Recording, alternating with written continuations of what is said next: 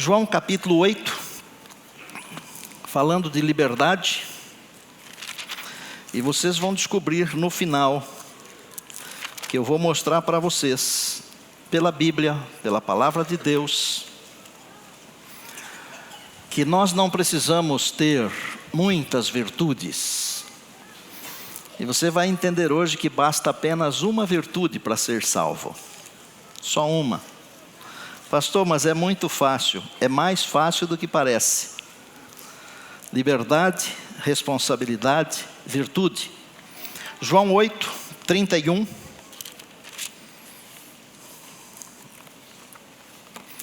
Palavra do Senhor, palavras do Senhor Jesus. Disse, pois, Jesus aos judeus que haviam crido nele. Isso é para quem crê, ok? Disse Jesus aos judeus que haviam crido nele. Não foi para qualquer um que ele disse. Se vós permanecerdes na minha palavra, sois verdadeiramente meus discípulos, e conhecereis a verdade, e a verdade vos libertará. Responderam-lhe, os judeus responderam, somos descendência de Abraão, e jamais fomos escravos de alguém. Como dizes tu, sereis livres? Replicou-lhes Jesus, em verdade vos digo, todo o que comete pecado é escravo do pecado. O escravo não fica para sempre na casa do pai, o filho sim, para sempre. 36, se pois o filho vos libertar, verdadeiramente sereis livres. Por natureza você e eu somos escravos, por natureza. E não estamos falando da lei áurea. Estamos falando da escravidão do pecado. E Davi falou assim, em pecado me concebeu a minha mãe. Você já nasce escravo, eu já nasci escravo, escravo do pecado, por natureza. Mas a palavra de Deus diz que Cristo nos libertou, Gálatas 5, verso 1. E Cristo nos libertou para que vivêssemos em liberdade, não mais em escravidão. Liberdade. Agora, evidentemente, quando se fala em liberdade, fala-se também em livre-arbítrio. Os filósofos acham que não existe livre-arbítrio, mas eles estão mentindo. Porque a palavra de Deus diz que existe, embora esta expressão não esteja na Bíblia. Mas se você estuda a Bíblia com consciência, com responsabilidade, você vai descobrir que Deus, em alguns momentos da história, mais de um, vários momentos, ele falou sobre livre-arbítrio. Eu vou citar só 2 momentos. Deuteronômio 30, 19. Diz assim, hoje eu invoco os céus e a terra como testemunhas contra vocês, de que coloquei diante de vocês a vida e a morte, a bênção e a maldição. E Deus falou assim no verso 20, escolhe pois a vida, para que vivas tu e a tua família. O que é isso? É o poder de escolha. Você pode escolher. Mais uma para ficar bem firme e bem fácil. Josué 24. Escolhei hoje a quem servireis. E você conhece o verso 15 do capítulo 24 de Josué. Você pode escolher. Nós podemos escolher. Agora temos que nos lembrar que toda escolha, ela envolve uma responsabilidade. Por exemplo, eu escolhi hoje vir com essa roupa aqui. Quase todo sábado eu pergunto para minha esposa se está bom.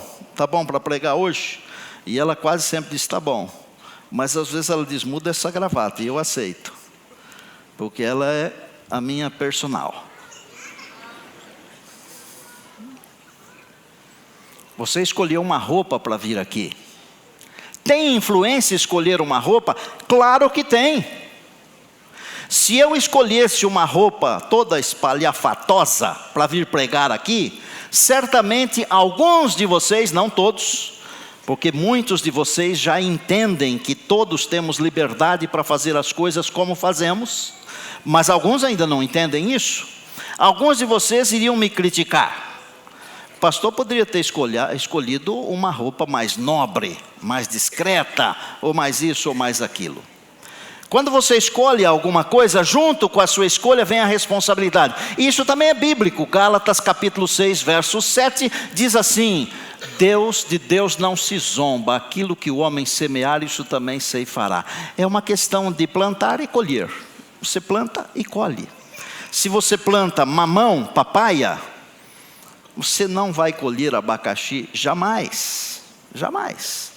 Porque aquilo que nós semeamos é o que nós comemos, é o que nós colhemos. Aquilo que nós plantamos é o que nós recebemos. E aquilo que nós fazemos com a nossa vida, querendo ou não, vai ter um reflexo, é responsabilidade. O que tem a ver a responsabilidade com a liberdade? É porque você e eu, nós podemos ser livres para escolher o que quisermos, mas não somos livres para escolhermos as consequências. As consequências, elas são resultados das nossas escolhas. E não tem como fugir disso. Não tem como fugir disso. Se o assunto é religião, você pode estar perto de qualquer pessoa. Se você quiser ser respeitado na sua religião, você deve respeitar a religião do outro. Se você quiser ser respeitado. Agora, evidentemente, nós vivemos num período assim de grande intolerância. A intolerância hoje pula aos olhos das pessoas. Basta você espirrar de forma não muito nobre, para alguém já dar um tiro na sua testa. É a intolerância. Basta você falar uma coisinha de nada, e todo mundo sai interpretando o que você falou. E há certas mentiras, que elas são reproduzidas tantas vezes, que parecem verdades.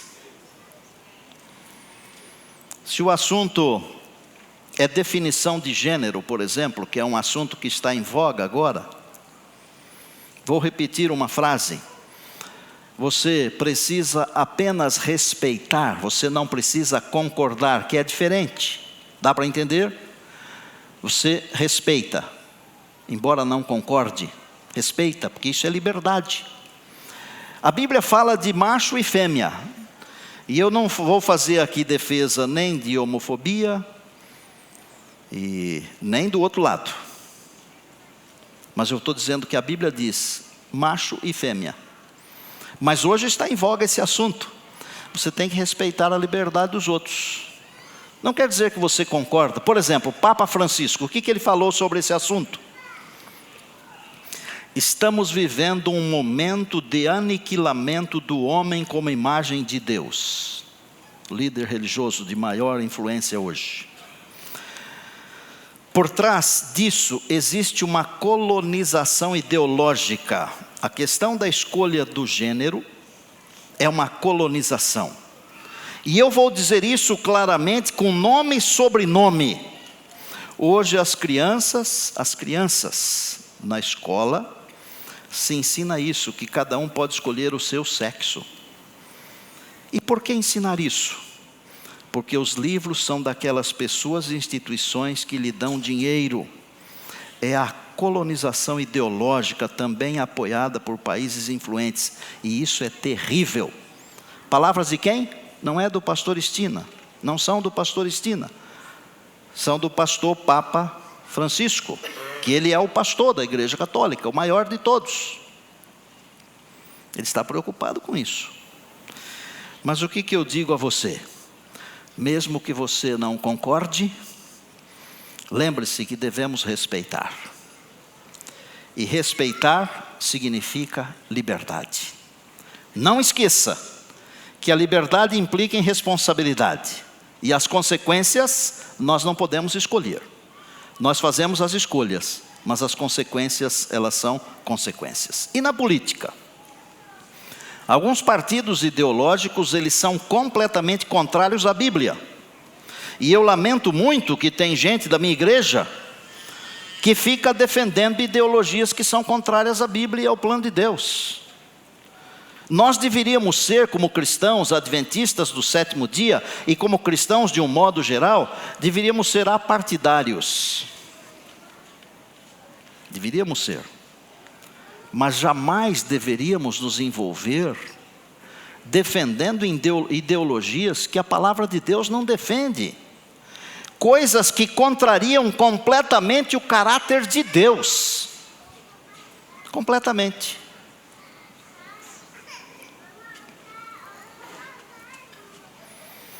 Respeite, mesmo que você não concorde. Seja o assunto política, religião ou qualquer assunto social. A nossa função não é julgar nem criticar. Mesmo não concordando, nós devemos respeitar, se quisermos ser respeitados. Agora, irmãos, não dá para tirar média pelo mundo de hoje, porque hoje não se tem respeito nenhum. Então, por exemplo, vou dar um exemplo bem simples, que alguns de vocês de vez em quando enfrentam. Às vezes você precisa ir a um hospital levar uma pessoa, ou você tem um compromisso numa instituição séria, onde não se pode atrasar. Aí alguém resolve fazer uma greve, um piquete, fazer um movimento num lugar. O que tem a pessoa que está indo ao hospital a ver com aqueles que estão fazendo o movimento? Já pensaram nisso? A minha liberdade pessoal, ela deve ir até onde não atrapalha a liberdade do outro. Está claro isso? Isso é liberdade. Agora também eu não vou ficar criticando quem faz as coisas, porque não é a minha função. O que eu quero aqui é usar uma biografia bíblica para mostrar para você, para mostrar para a minha igreja, que Deus está procurando virtudes e não defeitos. O nosso Deus é o Deus dos elogios e não das críticas. O nosso Deus é o Deus da salvação e não da perdição. E eu vou falar uma frase aqui, e se você gravar essa frase aqui, você já ganhou o dia hoje. Você pode ter 1000 defeitos. Ô Ângelo, vem aqui perto. Você pode ter 1000 defeitos, 1000. Mas se você tiver uma virtude e deixar Deus trabalhar essa única virtude suplantará os 1000 defeitos. E você será salvo. Deus não é maravilhoso? É por isso que eu falo sobre esse Deus, Toninho. E eu não me aguento ficar sem falar dele, porque ele é maravilhoso, viu, Leonel? Ele é maravilhoso. Eu queria mostrar para vocês uma figura da Bíblia. Uma figura que, se eu traduzisse para os dias de hoje, e eu dissesse assim: olha, eu fui buscar abrigo hoje, essa noite, numa casa de prostituição, você ia ficar arrepiado. E eu já vi que alguém sorriu forte aí, né? Você não ficaria arrepiado? Mas o pastor da igreja foi buscar abrigo numa casa onde só tem prostitutas. Já pensou? Porque as prostitutas, elas não são valorizadas. E eu não estou defendendo as prostitutas, não é isso. E eu estou dizendo que o julgamento, ele pertence a Deus, e não a você, e não a mim. Evidentemente eu também me preocupo com o que os outros pensam, mas não tanto, porque para mim o que realmente interessa é o que Deus pensa. O que Deus pensa de mim. Por outro lado, eu não quero dar margem para você pensar coisa errada de mim. Certo, pastor Wilson? Porque eu sou o seu pastor, e você tem que pensar coisas boas do seu pastor, senão você já vem aqui para a igreja com preconceito. O sermão não vai ajudar você. Mas a minha grande preocupação não é o que você pensa. A minha grande preocupação é o que Deus pensa. E o que Deus pensa? Outra frase, se você quiser mandar um tweet para alguém aí, pode mandar agora. Nós temos aqui energia à vontade. E também temos Wi-Fi à vontade aqui, graças a Deus e aos que nos ajudam. Frase, bem simples. Deus busca virtudes, nada mais. Deus está procurando virtudes. Mas a frase que eu quero que você mande é a seguinte: Deus me vê, não como fui, nem como sou, mas como serei pela sua graça e misericórdia. Deus me vê, não como fui nem como sou. Isso aqui é uma riqueza insondável, inenarrável. Isso aqui deveria valer $1 milhão. Vale mais do que isso. Deus me vê não como fui nem como sou, mas como serei pela sua graça e misericórdia. Tá bom, Wander? É assim que Ele nos vê, doutor Shin, obrigado. Ele nos vê desse jeito, Cleiton. Não é o que eu fui ontem, nem o que eu sou hoje, mas o que eu serei pela sua graça. É como nós olhamos para um filho e dizemos assim: esse meu filho aqui vai ser médico. Esse meu filho aqui vai ser pastor.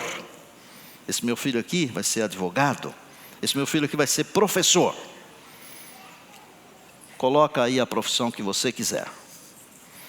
Mas jamais nós olhamos para uma filha e falamos assim: essa minha filha aqui vai ser prostituta. Falamos? Não falamos.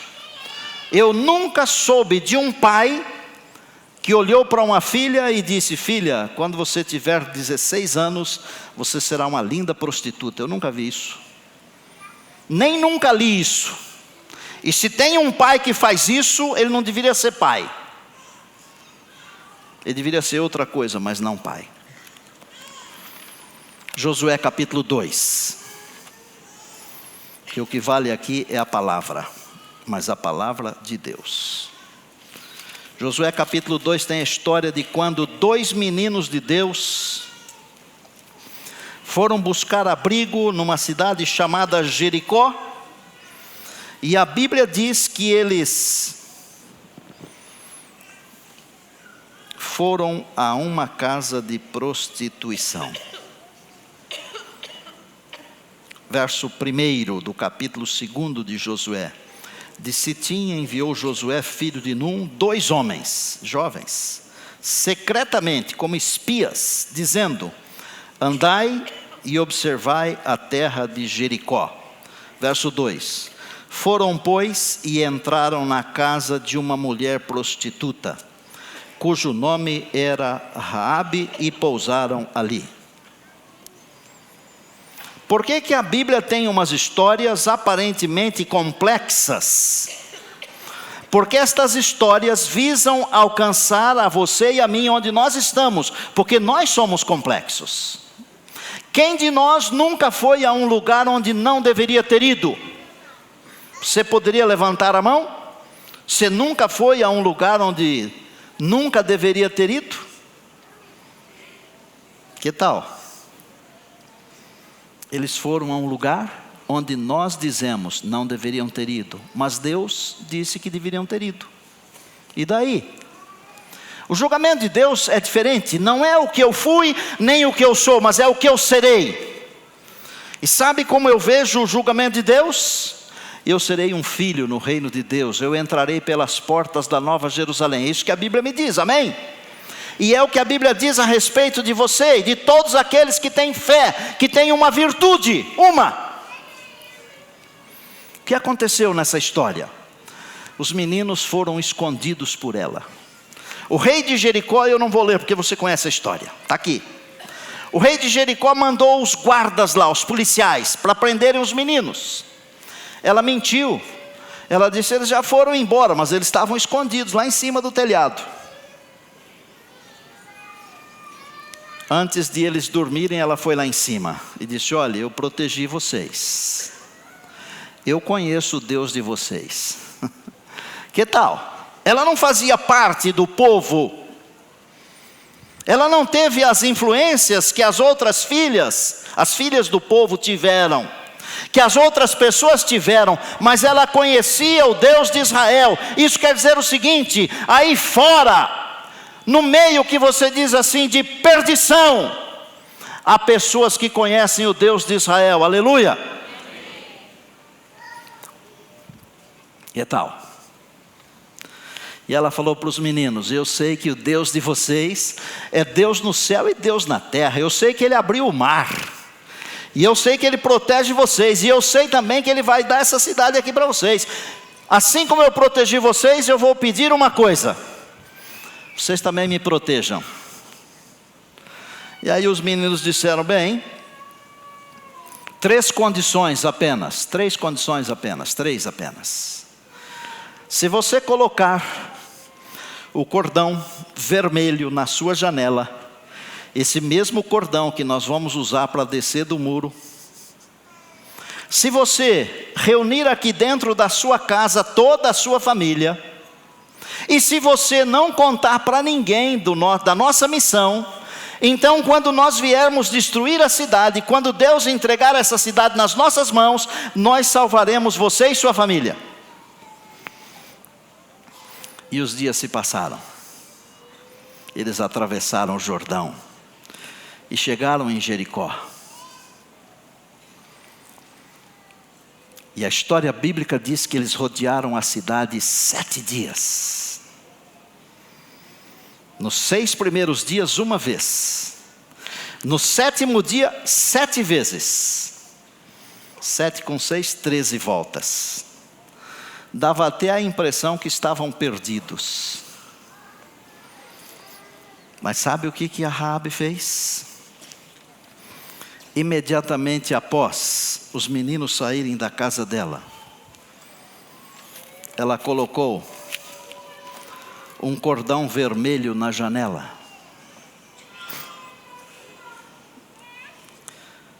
Ontem a Mari me mostrou um videozinho assim, que foi produzido pela nossa comunidade, de um moço voltando para casa de moto e pedindo perdão para o pai.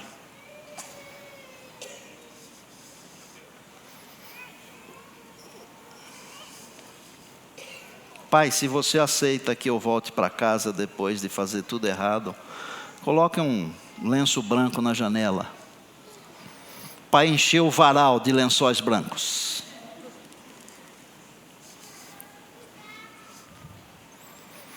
Ela colocou o cordão lá. Reuniu a família dentro de casa. Gente, vamos pensar aqui. Porque a Bíblia é para pensar.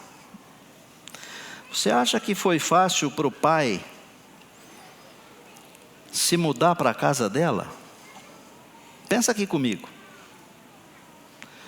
Porque um pai não deve ter prazer de ter uma filha que tem uma casa de prostituição.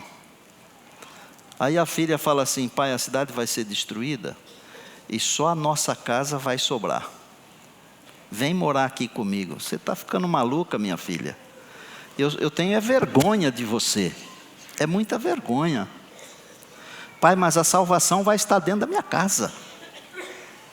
A salvação muitas vezes não está onde você pensa que ela está. Por exemplo, a salvação não está na igreja, a salvação está em Jesus. E às vezes a salvação está onde você pensa que ela não está. Mas finalmente a família se reuniu dentro da casa da Raabe.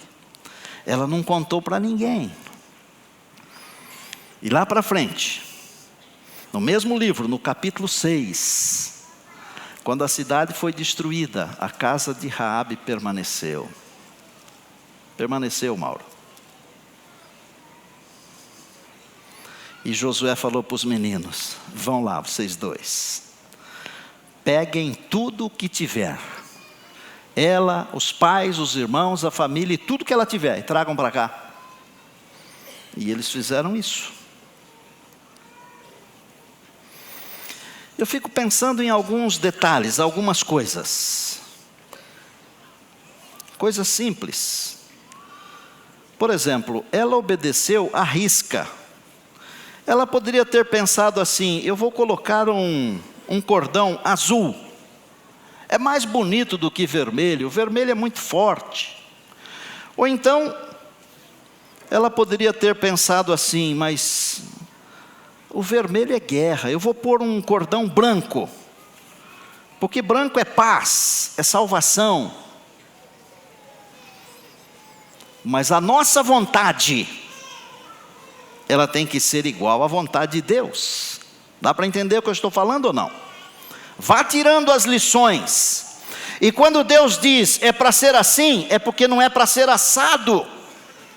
E quando Deus diz é para amar, é para não odiar. E quando Deus diz, por exemplo, é esse dia, não é aquele. Ela colocou o cordão vermelho. Raabe era uma mulher de coragem. Raabe era uma mulher que tinha um coração bom. Raabe era uma mulher que tinha fé. Tem que ter fé, tem que ter coragem, tem que ter bom coração. Não duvide do Senhor. Creia que Ele é o seu Deus e o seu Salvador. A dúvida vê os obstáculos. A fé vê o caminho.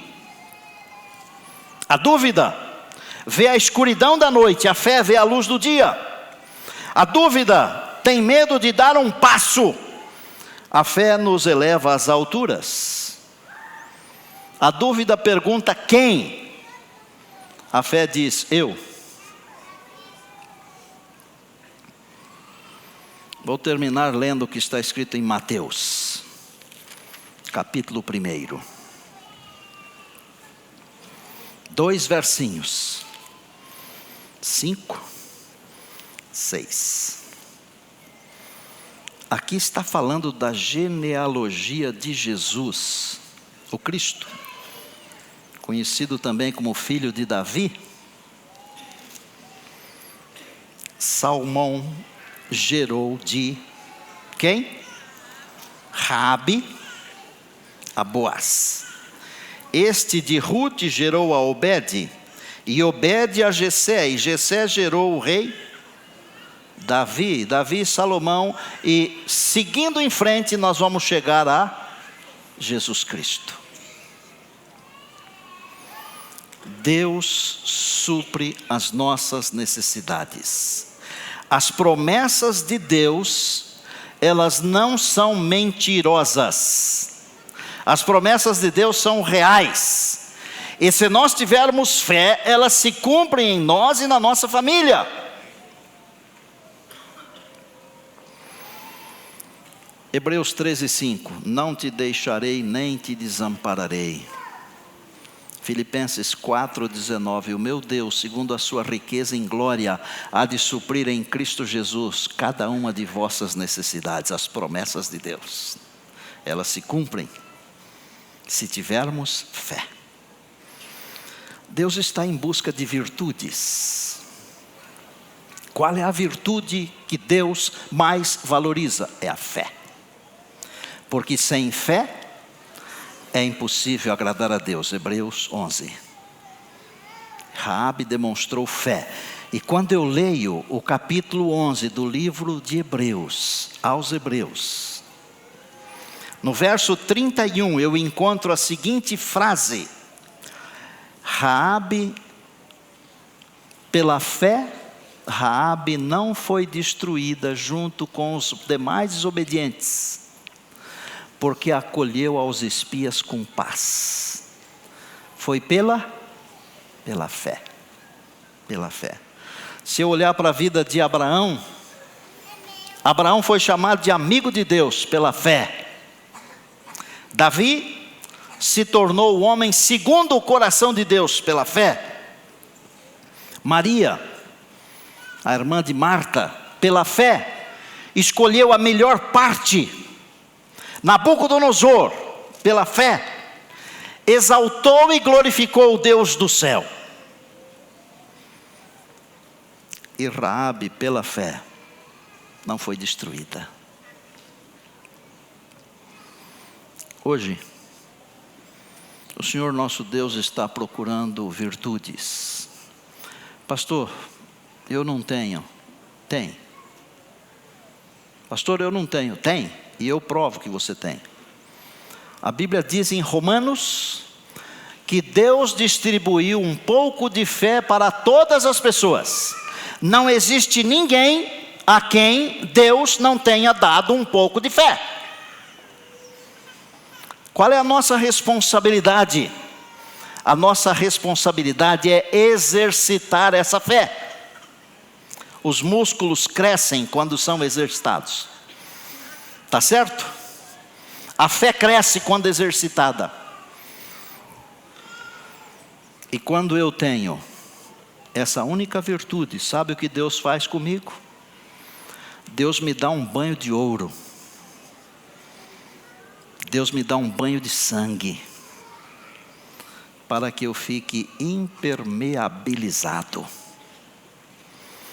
Hoje Deus quer abençoar essa virtude que eu tenho, chamada fé. E Ele quer colocar o sangue do Cordeiro sobre mim, para valorizar a minha fé. A minha fé, trabalhada pelo Senhor, ela vai suplantar todos os meus defeitos, todos. E não vai ficar um só sequer. Porque pela fé, o Senhor Deus vai me salvar. Queria fazer um chamado hoje, para as pessoas que precisam ser banhadas no sangue do Cordeiro de Deus. Para que Deus transforme essa única virtude, que é a fé, na coisa mais importante da vida. E eu não vou chamar todos vocês aqui à frente, mesmo porque não dá para trazer todos vocês aqui. Mas talvez tenhamos algumas poucas pessoas que queiram vir aqui à frente e dizer para Deus assim: Senhor, essa única virtude que o Senhor me deu, a fé, eu quero que o Senhor trabalhe essa virtude. Eu quero que o Senhor me dê um banho no sangue do Cordeiro, para que essa virtude suplante todos os meus defeitos, todos os meus erros, todos os meus problemas. E eu não estou prometendo a você uma coisa que Deus não é capaz de fazer. E eu estou dizendo a você uma coisa que Deus é capaz de fazer e já provou isso, porque fez isso na vida de Raabe. Se dependesse de mim, eu jamais colocaria na genealogia de Jesus, o meu Salvador, uma prostituta. Eu não faria isso. E eu tenho dúvidas de que você faria. Mas Deus fez. Por quê? Porque Deus não me vê como eu fui nem como sou. Ele me vê como eu serei, pela graça e misericórdia sua. Se você precisa ser lavado pelo sangue do Cordeiro, eu desafio você a vir aqui perto de mim, agora. Vem aqui. Sobe aqui, no altar de Deus.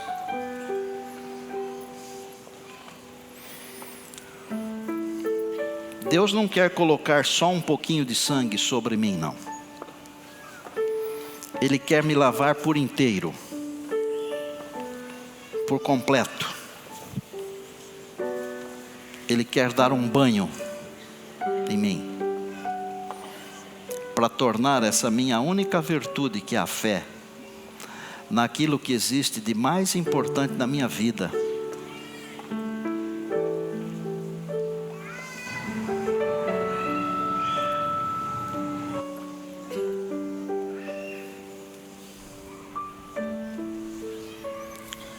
Deus quer passar o sangue sobre todos nós. Amém.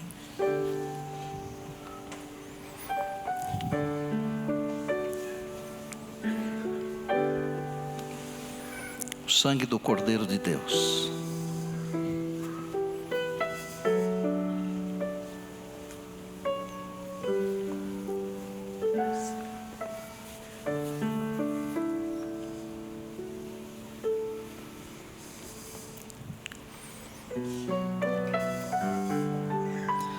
Senhor, obrigado porque o Senhor colocou um pouquinho de fé no nosso coração. Não é pelas nossas forças, mas é pelo sangue do Cordeiro. O Senhor que fez de Raabe uma das ancestrais de Jesus, porque ela teve fé ao receber os espias com paz. Nós estamos aqui na igreja hoje, estamos assistindo também pela internet.